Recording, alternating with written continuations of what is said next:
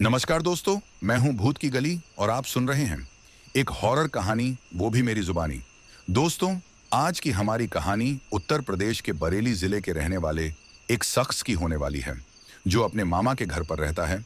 तो चलिए अब आगे कहानी को उसके पॉइंट ऑफ व्यू से सुनते हैं। लेकिन कहानी को शुरू करने से पहले, जैसा कि मैं आप लोगों को हमेशा बताता हूं कि वैसे तो आपने बहुत सी हॉरर कहानियां सुनी होगी, लेकिन मुझे पूरी उम्मीद है कि आज की हमारी कहानी सुनकर आपको सच में डर का एहसास होने वाला है। बस मेरी आपसे यही गुजारिश है कि आप कहानी को पूरा सुनोगे तो आपको बहुत मजा आने वाला है।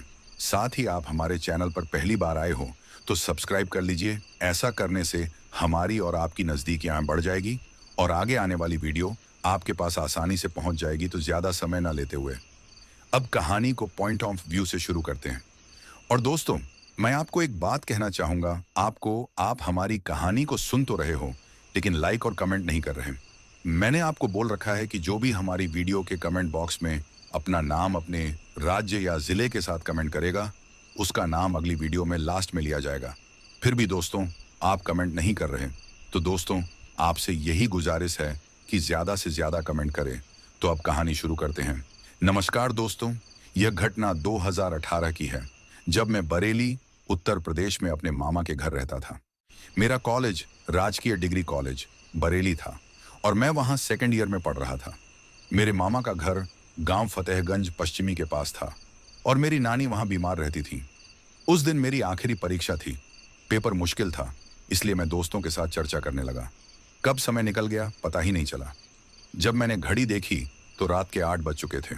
मुझे तुरंत घर पहुंचना था, क्योंकि माँ ने फोन पर बताया था कि नानी की तबीयत बहुत बिगड़ गई है। मैं भागकर बरेली बस स्टैंड पहुंचा, लेकिन वहां कोई बस नहीं थी। आखिरी बस 7:30 पर निकल चुकी थी। ऑटो और रिक्शा भी नहीं मिल रहा था। मुझे घर पहुंचने की जल्दी थी, तो मैंने पैदल जाने का फैसला किया। रास्ता लगभग 4 किलोमीटर का था, लेकिन एक डर भी था। उस रास्ते में पुराना श्मशान पड़ता था, जिसके बारे में गांव में कई डरावनी कहानियां प्रचलित थीं। रात के अंधेरे में चलते हुए चारों तरफ सन्नाटा था। मैं तेजी से चल रहा था कि अचानक मुझे ऐसा महसूस हुआ कि कोई मेरे पीछे चल रहा है। जब मैंने मुड़कर देखा तो कुछ नहीं था। कुछ कदम और चला तो फिर से पैरों की आहट सुनाई दी। अब मेरी धड़कन तेज हो गई।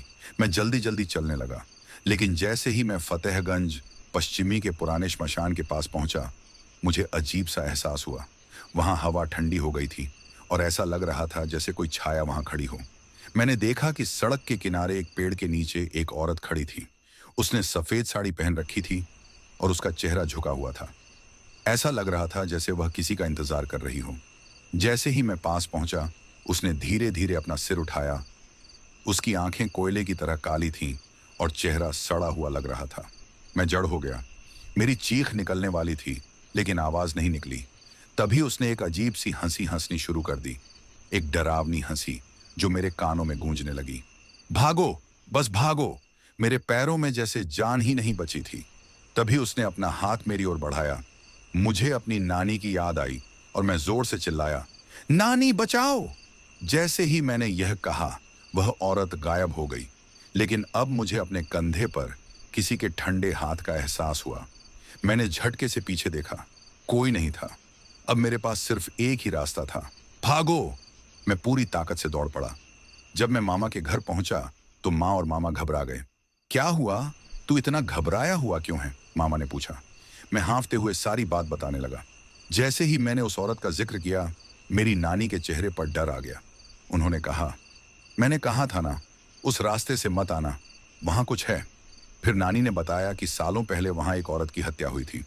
उसके पति ने उसे मारकर श्मशान के पास फेंक दिया था। जब सुबह उसकी लाश मिली तो उसका चेहरा अजीब तरीके से बिगड़ चुका था। तब से लोग कहते हैं कि उसकी आत्मा वहां भटकती है। उस दिन के बाद मैंने कभी उस रास्ते से जाने की हिम्मत नहीं की, और आज भी जब मैं उस घटना को याद करता हूं तो रातों को नींद नहीं आती। उस रात के बाद से मेरा मन बहुत बेचैन रहने लगा।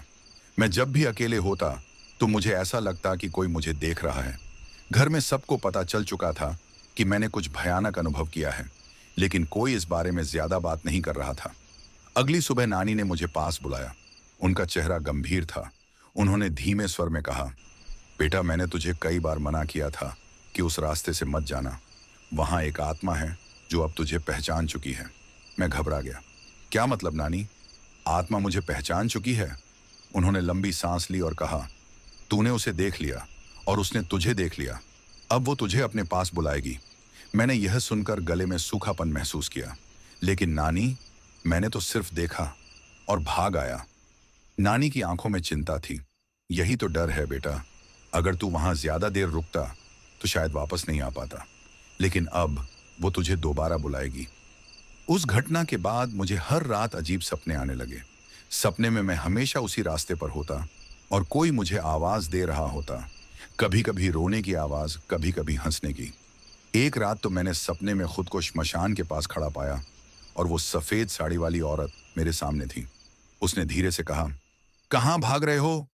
आओ ना, तुम्हारा इंतजार कर रही हूं। मैं चीखते हुए जाग गया। पूरे शरीर से पसीना निकल रहा था।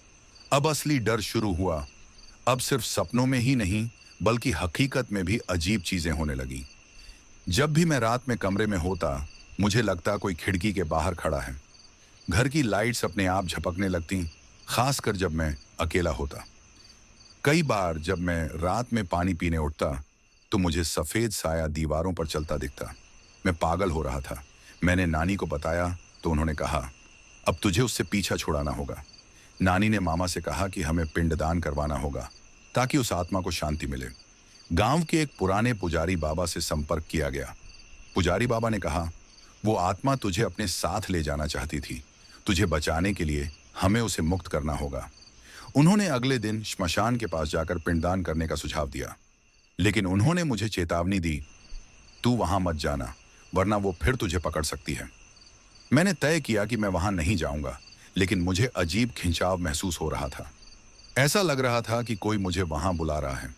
पिंडदान वाले दिन जब मामा और पुजारी बाबा श्मशान गए तो मैं घर पर ही था। लेकिन दोपहर में मुझे एक अजीब सी बेचैनी होने लगी। अचानक घर के बाहर मुझे किसी के रोने की आवाज सुनाई दी। मैं दरवाजा खोलने ही वाला था कि नानी ने मेरा हाथ पकड़ लिया। मत खोल, वो तुझे बुला रही है। मैंने हिम्मत करके खिड़की से झांका। श्मशान की दिशा में वही सफेद साड़ी वाली औरत खड़ी थी, लेकिन इस बार उसका चेहरा पूरी तरह जला हुआ था। मैं चीख पड़ा और पीछे हट गया। नानी ने जोर से मंत्र पढ़ने शुरू कर दिए। कुछ ही देर बाद आवाज बंद हो गई। पिंडदान के बाद धीरे धीरे अजीब घटनाएं कम हो गईं। सपने आना भी बंद हो गए और वह साया भी दिखना बंद हो गया। लेकिन मैं आज भी रात में अकेले उस रास्ते से नहीं जाता। गांव में आज भी लोग कहते हैं कि कभी कभी वहां से किसी औरत के रोने की आवाज आती है। पिंडदान के बाद मेरी जिंदगी धीरे धीरे सामान्य होने लगी थी। अजीब सपने आना बंद हो गए थे और घर में होने वाली अनजानी घटनाएं भी कम हो गई थीं। मैंने सोचा कि अब शायद सब कुछ ठीक हो चुका है, लेकिन यह मेरी सबसे बड़ी भूल थी। कुछ खत्म नहीं हुआ था, बल्कि असली खेल तो अब शुरू हुआ था। उस रात जब सब लोग सो चुके थे, मैं अपने कमरे में लेटा हुआ था। अंधेरा घना था और खिड़की के बाहर हल्की हवा चल रही थी।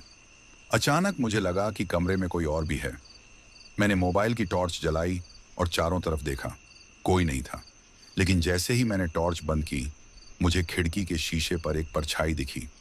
ऐसा लगा जैसे कोई बाहर खड़ा मुझे देख रहा हो। मैंने हिम्मत करके धीरे धीरे खिड़की से बाहर झांका, लेकिन इस बार वह श्मशान की तरफ नहीं थी। वह मेरे घर के बाहर खड़ी थी। मेरा पूरा शरीर कांपने लगा। मैं चिल्लाना चाहता था, लेकिन आवाज नहीं निकल रही थी।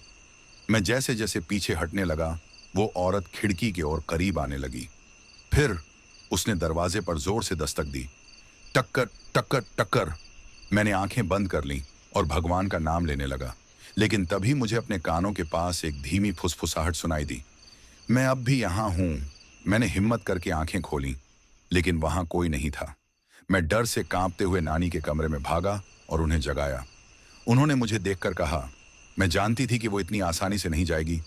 अगले दिन नानी मुझे गांव के एक पुराने तांत्रिक बाबा के पास ले गई, जिनका नाम बाबा रघुनाथ था। उन्होंने मेरी कहानी सुनी और गंभीर होकर बोले, पिंडदान से उसकी आत्मा मुक्त नहीं हुई। वो अब भी तुझे अपना शिकार बनाना चाहती है। मैंने डरते हुए पूछा, तो अब क्या करना होगा? बाबा ने कहा, अब तुझे खुद जाकर उसका सामना करना होगा। मैंने कभी सोचा भी नहीं था कि मुझे फिर से उस श्मशान में जाना पड़ेगा, लेकिन अब कोई और रास्ता नहीं था। रात के 11 बजे बाबा रघुनाथ, मामा और कुछ गांव के लोग मेरे साथ श्मशान पहुंचे। उन्होंने चारों ओर धागे और राख से एक घेरा बनाया और मुझसे कहा कि मैं अंदर रहूं। फिर बाबा ने जोर जोर से मंत्र पढ़ने शुरू किए। जैसे ही मंत्रोच्चारण शुरू हुआ, हवा तेज हो गई। चारों ओर अजीब सी सनसनाहट होने लगी और फिर एक तेज चीख सुनाई दी। श्मशान के कोने से वही सफेद साड़ी वाली औरत प्रकट हुई, लेकिन अब उसका चेहरा पहले से भी ज्यादा भयानक लग रहा था। उसकी आंखों से खून टपक रहा था और उसकी आवाज इतनी डरावनी थी कि मेरे रोंगटे खड़े हो गए। उसने बाबा की ओर इशारा किया और जोर से चिल्लाई, उसे यहां क्यों लाए हो? बाबा बिना रुके मंत्र पढ़ते रहे। तभी उस आत्मा ने गुस्से में जमीन पर जोर से प्रहार किया और पूरा श्मशान हिलने लगा। अब मैं पूरी तरह डर चुका था। मुझे लगा कि शायद आज मैं वापस नहीं जा पाऊंगा। बाबा ने एक मुट्ठी राख हवा में उछाली और जोर से बोले, अब चली जा, तुझे अब मोक्ष मिले। अचानक जमीन से आग की लपटें उठने लगी। वह औरत जोर जोर से चिल्लाने लगी और फिर वह धुएं में बदलकर गायब हो गई। सन्नाटा छा गया। बाबा ने गहरी सांस लेते हुए कहा, अब वो चली गई, अब तुझे कोई परेशान नहीं करेगा। मैंने राहत की सांस ली। सब लोग घर लौट आए। लेकिन क्या यह सच था? आज इस घटना को 6 साल हो चुके हैं। मैंने फिर कभी उस रास्ते से जाने की हिम्मत नहीं की। लेकिन कभी कभी जब रात बहुत शांत होती है और मैं अकेला होता हूं, तो ऐसा लगता है कि कोई मुझे अब भी देख रहा है। कभी कभी हवा में एक जानी पहचानी फुसफुसाहट सुनाई देती है। मैं अब भी यहां हूं। पिंडदान के बाद सबको लगा कि अब वो आत्मा मुक्त हो चुकी है। गांव के लोग भी अब उस श्मशान के बारे में बातें करना बंद कर चुके थे। लेकिन मेरे लिए कहानी अभी खत्म नहीं हुई थी, क्योंकि कुछ था जो अब भी मुझे देख रहा था। उस रात जब मैं सोने के लिए लेटा तो लगा कि सब कुछ सामान्य है, लेकिन जैसे ही मैंने आंखें बंद की, मुझे महसूस हुआ कि कमरे में कोई और भी है। मुझे लगा कि यह सिर्फ मेरा भ्रम है, लेकिन तभी मुझे अपनी खिड़की के शीशे पर फिर से एक परछाई दिखी। मैं डरते हुए उठकर खिड़की के पास गया। मैंने बाहर झांका, कोई नहीं था। लेकिन जैसे ही मैं पलटा, मुझे अपने पीछे एक सफेद धुंधली छवि दिखी। वही औरत। इस बार वह कुछ नहीं बोली, बस एक हल्की सी मुस्कान उसके चेहरे पर थी। मेरे रोंगटे खड़े हो गए। मैंने आंखें झपकाईं और वह गायब हो गई। अगले दिन मैं फिर से बाबा रघुनाथ के पास गया और उन्हें सब कुछ बताया। उन्होंने कुछ देर मेरी ओर देखा और फिर बोले, तुम्हें क्या लगा कि आत्मा इतनी आसानी से मुक्त हो गई? मेरा दिल जोर से धड़कने लगा। क्या मतलब बाबा? उन्होंने लंबी सांस ली और कहा, तुमने उसे देख लिया था और उसने तुम्हें देख लिया था। अब वह तुम्हारे साथ बन चुकी है। मैंने घबरा कर पूछा, तो अब क्या होगा? बाबा ने कहा, अब वह तुम्हारे सपनों में नहीं, बल्कि तुम्हारी असल जिंदगी में भी आएगी। वह अब पूरी तरह तुम्हारे साथ है। मैं सकते में आ गया। अब मेरे साथ अजीब घटनाएं होने लगी। जब भी मैं आईने में देखता, मुझे अपने पीछे एक धुंधला साया दिखता। घर में चीजें अपने आप हिलने लगीं। कभी दरवाजे अपने आप खुल जाते तो कभी कुर्सियां खिसकने लगती। जब भी मैं अकेला होता, मुझे महसूस होता कि कोई मेरी गर्दन के पास सांस ले रहा है। अब मैं पूरी तरह डर चुका था। एक रात मैं अपने कमरे में सो रहा था। अचानक मुझे बहुत ठंड लगने लगी। मैंने आंखें खोली तो देखा कि मेरी खिड़की खुली हुई थी। लेकिन खिड़की खुली कैसे? मैं तो बंद करके सोया था। तभी मैंने कमरे के कोने में कुछ हलचल महसूस की। मैंने मोबाइल की टॉर्च जलाई और कोने की तरफ रोशनी की, और फिर मेरा खून जम गया। वह औरत वहां खड़ी थी, मेरी तरफ देख रही थी। इस बार उसका चेहरा और भी ज्यादा डरावना था। उसकी आंखों से खून टपक रहा था और उसकी हड्डियां साफ दिख रही थीं।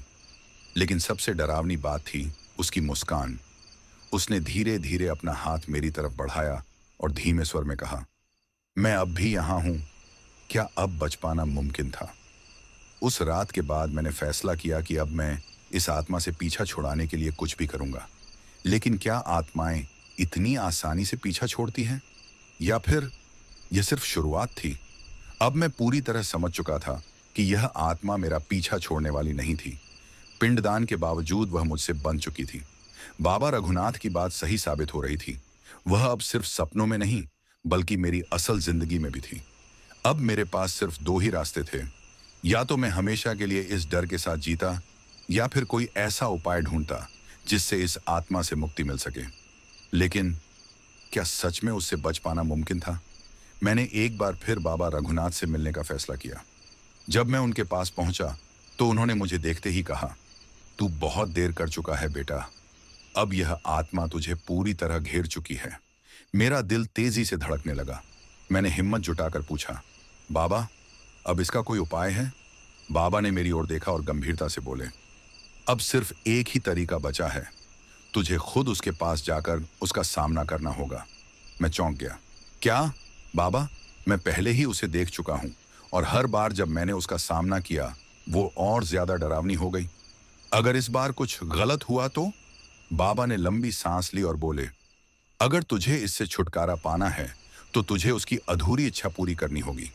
अब मेरे मन में हजारों सवाल थे। कौन थी वो? क्या चाहती थी? बाबा ने आंखें बंद की और कुछ देर तक मंत्र बुदबुदाते रहे।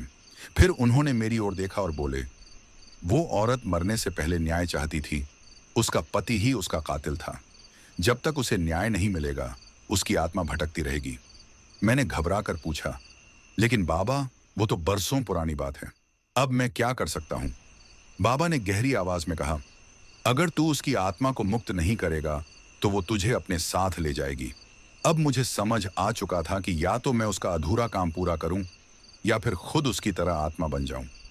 बाबा ने मुझे समझाया कि उस आत्मा को मुक्ति दिलाने के लिए मुझे उसकी हड्डियां खोजनी होंगी और उनका सही तरीके से अंतिम संस्कार करना होगा। यह आसान नहीं था क्योंकि उसके शरीर को बरसों पहले श्मशान के पास ही जला दिया गया था, लेकिन कहा जाता था कि कुछ हड्डियां वहां अब भी दबी हुई थी। अगली रात मैं, बाबा और गांव के कुछ लोग फिर से उसी श्मशान में पहुंचे जहां मैंने पहली बार उस आत्मा को देखा था। हमने टॉर्च की रोशनी में उस जगह की खुदाई शुरू की जहां बाबा ने संकेत किया था। कुछ देर खुदाई करने के बाद अचानक हमें एक खोपड़ी और कुछ हड्डियां मिली। जैसे ही हमने उन्हें उठाया, पूरी हवा बदल गई। चारों ओर एक अजीब सी सनसनाहट फैल गई। हवा ठंडी हो गई और फिर एक जोर की चीख सुनाई दी। हम सब ने पीछे मुड़कर देखा। वही सफेद साड़ी वाली औरत वहां खड़ी थी, लेकिन इस बार उसका चेहरा शांत था। उसने मेरी ओर देखा और धीरे से कहा, अब मुझे शांति मिलेगी? बाबा ने झट से हड्डियों पर गंगा जल छिड़का और मंत्र पढ़ने लगे। जैसे ही हमने हड्डियों को जलाने के लिए आग में रखा, वो आत्मा जोर से चीखने लगी। धीरे धीरे उसकी चीखें शांत होने लगीं और उसके चेहरे पर एक हल्की मुस्कान आ गई।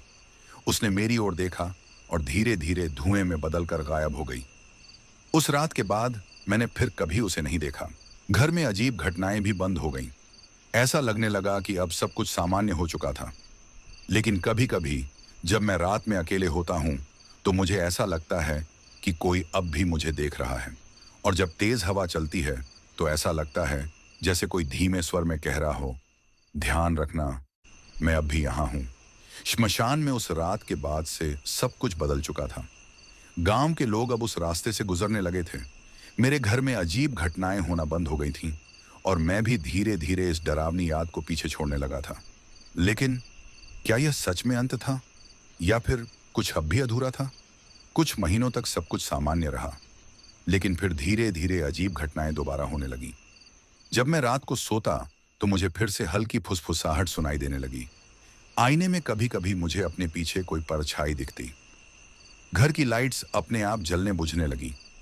मैंने यह सब नजरअंदाज करने की कोशिश की, लेकिन एक रात कुछ ऐसा हुआ जिसने मुझे फिर से हिलाकर रख दिया। वो फिर से मेरे सामने थी। उस रात मैं अपने कमरे में अकेला था। सब लोग सो चुके थे।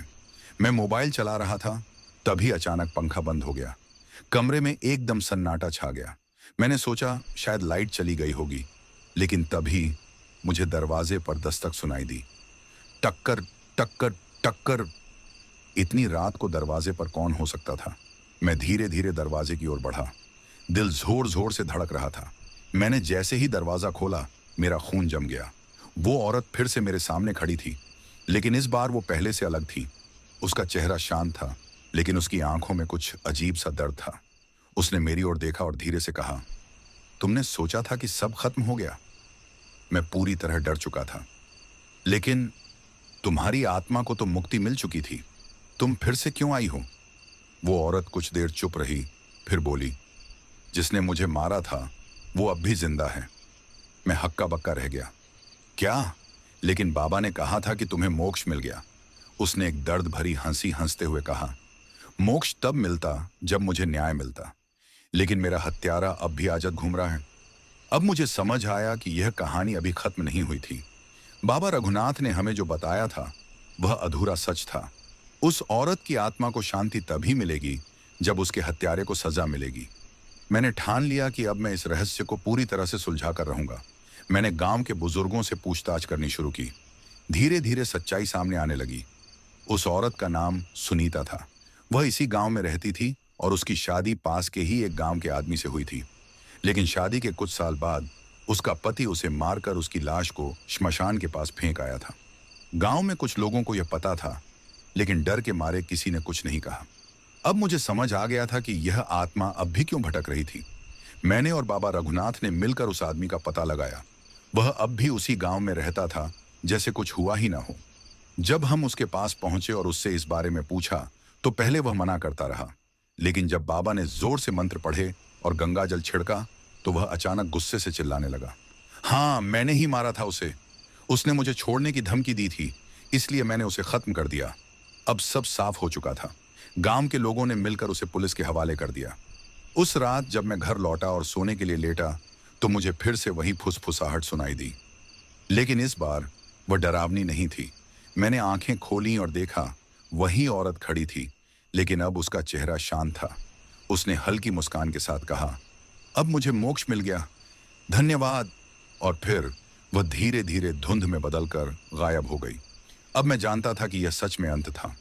आज भी जब मैं रात में अकेला होता हूं तो कभी कभी हवा में वही हल्की फुसफुसाहट सुनाई देती है, जैसे कोई कह रहा हो, ध्यान रखना, हर आत्मा मोक्ष नहीं चाहती। मुझे लगा था कि अब सब कुछ खत्म हो चुका है। सुनीता की आत्मा को मोक्ष मिल चुका था और उसके हत्यारे को भी उसकी सजा मिल गई थी। लेकिन कुछ चीजें कभी खत्म नहीं होती। जिस रात मैंने सुनीता की आत्मा को आखिरी बार देखा था, उसी रात एक नई मुसीबत मेरे दरवाजे पर खड़ी थी। रात के करीब 2:30 पर मेरी नींद अचानक खुल गई। मुझे लगा कि कोई मेरे कमरे में खड़ा है। मैंने धीरे से करवट ली और टॉर्च जलाकर देखा। कोई नहीं था, पर कमरे की हवा बहुत ठंडी हो चुकी थी और दरवाजे के नीचे से हल्की लाल रोशनी अंदर आ रही थी। मेरे दिल की धड़कन तेज हो गई। कांपते हुए मैं बिस्तर से उठा और धीरे धीरे दरवाजे की तरफ बढ़ा। जैसे ही मैंने दरवाजा खोला, बाहर कोई खड़ा था, लेकिन यह सुनीता नहीं थी। यह एक ऊंचा लंबा आदमी था जिसके शरीर पर पुराने सड़े हुए कपड़े थे। उसका चेहरा साफ नहीं दिख रहा था, लेकिन उसकी आंखों में गहरा अंधकार था। जैसे ही मैंने उसे देखा, उसने अपना सिर झुकाया और बहुत ही धीमी मगर खौफनाक आवाज में कहा, तुमने उसे मोक्ष दिला दिया, लेकिन मेरी आत्मा अब भी भूखी है। मैंने तुरंत दरवाजा बंद करने की कोशिश की, लेकिन वो आदमी अंदर घुस आया। मैं पीछे हटते हुए जमीन पर गिर पड़ा। अब वह मुझसे सिर्फ कुछ इंच दूर था। अब तुम्हारी बारी है। उसकी आवाज ऐसी थी जैसे कई जिंदगियां उसमें कैद थीं, जैसे कई आत्माएं एक साथ बोल रही हों। उसने धीरे धीरे अपनी हाथ बढ़ाया और मैं देख सकता था कि उसकी उंगलियां काली और जली हुई थीं। मैं जोर से चिल्लाया, लेकिन आवाज मेरे गले में ही अटक गई। तभी अचानक दरवाजे के बाहर जोर की घंटी बजी और फिर वो आदमी अचानक गायब हो गया। अगले ही दिन मैं सीधा बाबा रघुनाथ के पास गया और उन्हें सब कुछ बताया। उन्होंने सुना और फिर उनका चेहरा सफेद पड़ गया। तूने बहुत बड़ी गलती कर दी बेटे, मैं डर से कांपते हुए बोला। क्या मतलब बाबा? बाबा ने धीरे धीरे कहा, सुनीता की आत्मा को मोक्ष मिल गया, लेकिन जिस जगह तूने यह सब किया वहां एक और आत्मा अब जाग चुकी है। मैं पूरी तरह हिल चुका था। कौन कौन आत्मा बाबा? उन्होंने गहरी सांस ली और बोले, वो जिससे अब तक कोई भी जिंदा नहीं बचा। बाबा ने बताया कि जिस श्मशान में सुनीता की आत्मा थी, वहां एक और भी भयानक आत्मा कैद थी। एक भूत जिसने अब तक कई लोगों की जान ली थी। उसका नाम था कालदूत। कालदूत वह आत्मा थी जो सिर्फ मौत और दर्द से जुड़ी थी। वह उन लोगों को ढूंढता था जो मौत के करीब होते थे या जो किसी आत्मा से संपर्क कर चुके होते थे। तूने सुनीता को मोक्ष दिया, लेकिन उसी दौरान कालदूत तुझ पर नजर रख रहा था। अब वह मुझे अपना अगला शिकार बनाना चाहता था। बाबा ने कहा कि अगर मैंने अगले 24 घंटे तक खुद को बचा लिया तो शायद मैं बच सकता था। अब यह मेरी जिंदगी की सबसे डरावनी रात थी। रात के 3 बजे अचानक मेरी रोशनी चली गई। पूरा घर अंधेरे में डूब गया। कमरे में एक अजीब सी सरसराहट होने लगी। फिर मेरे कानों में किसी की सांसें महसूस हुईं। अब तू मेरा है। जैसे ही मैंने पीछे देखा, वहां दो जलती लाल आंखें मुझे घूर रही थीं और फिर सब कुछ अंधेरा हो गया। जब मैंने पीछे मुड़कर देखा तो वो दो जलती लाल आंखें मुझे घूर रही थीं। मेरा शरीर सुन्न हो गया। मैं हिल भी नहीं पा रहा था। कमरे में एक अजीब सी दुर्गंध फैल गई, जैसे सड़ी हुई लाशों की बदबू। तभी दरवाजा जोर से खुद ब खुद बंद हो गया। अब मैं पूरी तरह फंस चुका था। वो काली छाया धीरे धीरे मेरे करीब आ रही थी। अब मैं साफ देख सकता था कि उसकी त्वचा जली हुई थी और उसके शरीर से काला धुआं निकल रहा था। जैसे ही वो मेरे सामने पहुंचा, उसने धीरे से कहा, अब तेरा अंत शुरू होता है। तभी मुझे लगा कि मेरा शरीर जमीन से ऊपर उठने लगा है। हाँ, मैं हवा में था। कोई अदृश्य ताकत मुझे ऊपर खींच रही थी। मेरा दम घुटने लगा। आंखों के सामने अंधेरा छाने लगा। अब तेरा शरीर भी मेरे जैसा ही जलेगा। जैसे ही मैंने अपनी आखिरी सांस लेने की कोशिश की, अचानक मेरी जेब में रखा ताबीज तेजी से गर्म होने लगा। ये वही रक्षा ताबीज था जो बाबा रघुनाथ ने मुझे दिया था। और फिर एक जोर की चमकदार रोशनी पूरे कमरे में फैल गई। कालदूत गुस्से से चीखने लगा, नहीं, यह शक्ति मुझे रोक नहीं सकती। वो पीछे हटने लगा, लेकिन ताबीज से निकलने वाली रोशनी ने उसे जमीन से जकड़ लिया। कमरे में अचानक तेज हवा चलने लगी और फिर एक जोरदार धमाके के साथ वो छाया गायब हो गई। सब कुछ शांत हो गया था। मैं जमीन पर गिर पड़ा, हांफते हुए। मेरी सांसें अब भी तेज चल रही थीं। लेकिन तभी मैंने देखा कि मेरे हाथ पर कुछ जलने के निशान थे, मानो किसी ने मुझे छूकर जलाया हो। क्या कालदूत पूरी तरह चला गया था, या फिर उसने मुझे अपना शिकार बना लिया था? अगले दिन मैं बाबा रघुनाथ के पास पहुंचा और उन्हें सब कुछ बताया। उन्होंने मेरी बांह पर बने जलने के निशान देखे और उनका चेहरा सख्त हो गया। बेटा, वो तुझे छोड़कर नहीं गया, उसने तुझ में अपनी छाप छोड़ दी है। मैंने घबरा कर पूछा, क्या मतलब बाबा? बाबा ने गंभीर आवाज में कहा, अब कालदूत हमेशा तेरे आसपास रहेगा और जब तेरा समय आएगा वो तुझे लेने जरूर आएगा। इसका मतलब था कि यह अंत नहीं था, बल्कि यह एक नई शुरुआत थी। बाबा रघुनाथ की बातों ने मेरी जिंदगी को और भी डरावना बना दिया था। अब कालदूत हमेशा तेरे आसपास रहेगा और जब तेरा समय आएगा वो तुझे लेने जरूर आएगा। क्या इसका मतलब था कि मैं कभी भी मर सकता था? शायद हाँ। उस रात के बाद से मेरी जिंदगी बदल गई थी। जब मैं आईने में देखता तो कभी कभी मेरी आंखें लाल दिखतीं। मेरी परछाई कभी कभी मुझसे अलग हरकत करने लगती थी। नींद में अजीब अजीब खौफनाक सपने आते और कभी कभी तो मुझे ऐसा लगता कि कोई मेरे कानों में फुसफुसा रहा है। और फिर मेरे आसपास के लोग अजीब तरह से मरने लगे। मेरे कॉलेज का दोस्त रवि, जो हमेशा मेरे साथ था, अचानक एक दिन सीढ़ियों से गिरकर मर गया। किसी को समझ नहीं आया कि वो खुद गिरा था या किसी ने उसे धक्का दिया था। पर मैं जानता था कि ये एक संयोग नहीं था, क्योंकि मरने से एक दिन पहले रवि ने मुझसे कहा था कि मेरी परछाई उसे कुछ अजीब लगती है।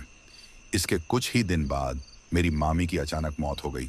डॉक्टर बोले कि उन्हें हार्ट अटैक आया, लेकिन अजीब बात यह थी कि मरने से पहले उन्होंने मेरी ओर इशारा किया था, जैसे कुछ कहना चाहती हूँ। अब मैं पूरी तरह समझ चुका था।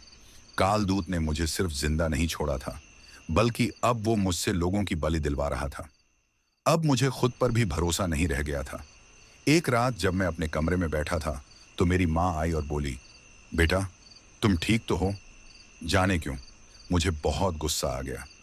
मेरे अंदर एक आग सी जलने लगी। मुझे ऐसा लगा कि अगर मैं माँ को छू भी लूंगा तो वो जलकर मर जाएंगी। मैंने खुद को कमरे में बंद कर लिया और शीशे में देखा। वहां मैं नहीं था, वहां कालदूत था। अब सब साफ था। कालदूत सिर्फ मुझे मारने नहीं आया था, वो मुझे अपने जैसा बनाना चाहता था, एक और शापित आत्मा। मैंने बाबा रघुनाथ से मदद मांगी।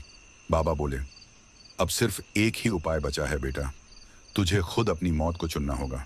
मैं चौंक गया। क्या मतलब बाबा? बाबा बोले, या तो तू कालदूत की तरह बन जाएगा या फिर खुद अपनी आत्मा को मुक्त करेगा। मेरे पास सिर्फ एक रात थी। अगर मैंने सही कदम नहीं उठाया तो मैं पूरी तरह कालदूत बन जाऊंगा। रात के 3 बजे मुझे फिर वही जलती लाल आंखें दिखीं। अब बहुत हो गया, अब तू मेरा है। कालदूत ने मुझे जकड़ लिया और मुझे ऐसा लगा जैसे मेरी आत्मा शरीर से बाहर खींची जा रही हो। पर तभी मैंने बाबा रघुनाथ के दिए हुए रक्षा ताबीज को जमीन पर तोड़ दिया। ताबीज टूटते ही एक जोर की तेज रोशनी फैली और कालदूत चीखने लगा, नहीं, तुझे नहीं छोड़ूंगा। पर बहुत देर हो चुकी थी। अगले ही पल मैं बेहोश होकर जमीन पर गिर पड़ा। जब मैंने आंखें खोली तो मैं अस्पताल में था। माँ पापा मेरे सामने बैठे थे और बाबा रघुनाथ पास में खड़े थे। बाबा बोले, अब तू सुरक्षित है बेटा। पर फिर उन्होंने धीरे से कहा, पर यह कहानी अभी पूरी नहीं हुई, क्योंकि मेरे हाथ पर अब भी वही जलने के निशान थे। तो दोस्तों, हमारी कहानी कैसी लगी ऐसी ही और कहानियां सुनने के लिए हमारे चैनल को सब्सक्राइब करें, लाइक करें और एक प्यारा सा कमेंट भी करें। और हाँ दोस्तों, आप हमें यह भी बताइए कि आप हमारी कहानी किस राज्य से सुन रहे हैं। ये सुनकर हमें अच्छा लगेगा और इस वीडियो में जो भी अपना नाम और अपने राज्य का नाम कमेंट बॉक्स में लिखेगा, उसका नाम अगले वीडियो में लिया जाएगा। और हाँ दोस्तों, यह भी बताएं कि आपको यह कहानी कैसी लगी। इसके साथ ही अलविदा कहना चाहता हूँ। अपना ख्याल रखें। गुड बाय दोस्तों।